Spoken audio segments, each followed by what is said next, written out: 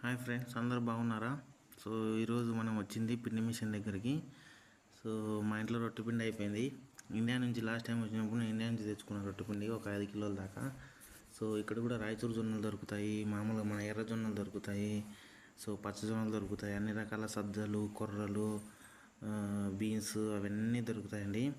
So ఈరోజు నేను machine దగ్గరికి వచ్చి ఒక పడి జొన్న పిండి పట్టించుకోవడానికి వచ్చాను. సో అది పడుతుంది చూడండి. ఆమె మిషన్లో పోసిన తర్వాత సో మన సైడ్ కొంచెం పెద్దగా ఉంటాయి అనుకుంటున్నా పిండి మిషన్లు. సో ఇది కూడా సేమ్ యాజ్ ఇట్ ఈస్గా అట్లే ఉందని అనుకుంటున్నాను. బట్ ఏమంటే కొద్దిగా డిఫరెంట్గా ఉంది. సో ఇక్కడ చూడండి, ఆమె అక్కడ మెత్తగా చేసేకి గింజలు వెళ్ళే చోట అదంతా చూడండి, సేమ్ మనలాగానే చేస్తున్నారు వాళ్ళు. సో సౌండ్ ఎక్కువ ఉండడంతో నేనే వాయిస్ ఓవర్ ఇచ్చి మీకు చూపిస్తున్నాను. సో ఆమె ఒక పడికి 15 రూపాయలు లెక్క డబ్బులు తీసుకుందండి. సో మన ఇండియాలో అయితే ఒక పడికి 8 రూపాయలు 9 రూపాయలు తీసుకుంటున్నారని అనుకుంటున్నాను.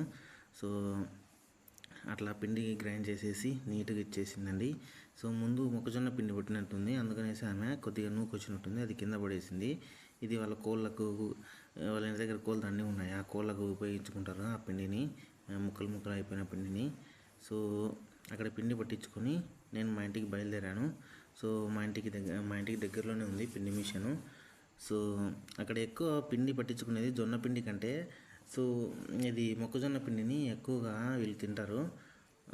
మొక్కజొన్న పిండిని మెత్తగా పిండి పట్టించేసి బాగా వేడి నీళ్ళలో మొక్కజొన్న పిండి వేసి మెత్తగా మన రైస్ బౌల్ అంటే రైస్ మెత్తగా ఉడికితే ఎట్లా ఉంటుందో అట్లా చేసుకుంటారు. సో నేను మా ఇంటి దగ్గరలోనే జస్ట్ ఒక 5 మినిట్స్ డిస్టెన్స్లోనే వెళ్ళి రావచ్చు. సో ఇంతకుముందు అంటే ఫ్యామిలీ లేదు కాబట్టి నేను జొన్న పిండిని వాడేవాడిని కాదు. ఇప్పుడు ఫ్యామిలీ ఉంది కాబట్టి జొన్న పిండి వాడుతున్నాను. Okay, bye friends.